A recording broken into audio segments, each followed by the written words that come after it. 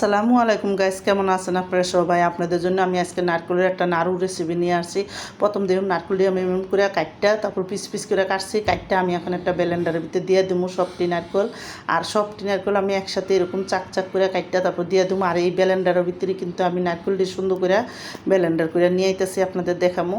তো দেখুন এদিকে আমার ব্লেন্ডার করা হয়ে গেছে। পরে আমি একটা বড় পাতিল লইছি, এই পাতিলের ভিতরে আমি গুড় নিতেছি। তো আমার যতটুকু গুড় প্রয়োজন ওই আন্দাজে আমি গুড়টা লমো। দেখুন এদিকে আমার কিন্তু গুড় হয়ে গেছে নেওয়া। আর আমি দেখুন নারকেলটি কত সুন্দর করে একটা পুরা করে কুড়াইয়া নিয়ে এসেছি, মানে একটা কোরআনের মতন সুন্দর মতন কিন্তু কুড়াইয়া গেছে গা যখন এইভাবে করছি, ব্লেন্ডার করছি। তো কইরা এখন আমি নারকেলটি সব দিয়া এখন দেখুন কাঁচায়া সবটি নারকেল দিয়া দিব, দিয়ে কিন্তু আমি হাত দিয়া এখন এই ইয়াটার সাথে গুড়ের সাথে একটু মিলাই দিম।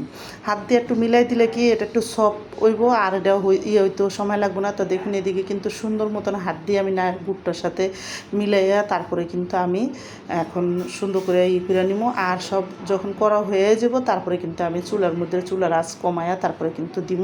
তো প্রথমে একটু চুলার আঁচটা মিডিয়ামে রাইখা তারপরে এটা রান্না করবো। তো দেখুন এদিকে কিন্তু আমার পুরো সুন্দরভাবে হয়ে গেছে। আমি হাতটা কাঁচাইয়া এখন আমি চুলার মধ্যে বসাই দিব। তো দেখুন এদিকে কিন্তু সুন্দরভাবে আমার হয়ে আছে। এখন আমি চুলার মধ্যে বসাই দিছি। আর চুলায় যখন একটু সুন্দর করে গলে গেছে গা, মানে গুড়টা গলে গেছে গা, গলে যখন পানি উঠে গেছে তখন আমি একটু চুলার আঁচটা করে দিছি, একটু বাড়াই দিছি। এবার বাড়ায় বাড়ায় সুন্দর করে কিন্তু আমি নারকেলের নাড়ুটা বানাই নেবো। তো আমার এই নারকেলের নাড়ুর রেসিপিটা যাদের পছন্দ তারা লাইক সাবস্ক্রাইব দিন প্লিজ, আমার ভিডিওটা বেশি বেশি শেয়ার করে দিন। আর এইভাবে নারকেলের নাড়ু বানায় খেয়ে দেখেন, অনেকই মজা লাগবে। তো আমি দেখুন এদিকে যখন পানিটা অর্ধেকখানি শুকিয়ে আইছে, মানে আঠা আঠা হয়ে আইছে, তখন এখানে কিন্তু আমি একটু, যাতে নারকেলের নাড়ুর ভিতরে একটু সুন্দর একটা স্বাদ আসে এই জন্য আমি একটু গুঁড়া দুধ দিছি এখানে। আর গুঁড়া দুধ দিয়ে কিন্তু আমি ভালো করে গুঁড়া দুধটা মিলাই দিলাম। এখন নারকেলের নাড়ুর সাথে মিলাইয়া আমি কিন্তু এখানে 2 চামচের মতন ঘি দিয়ে দিব।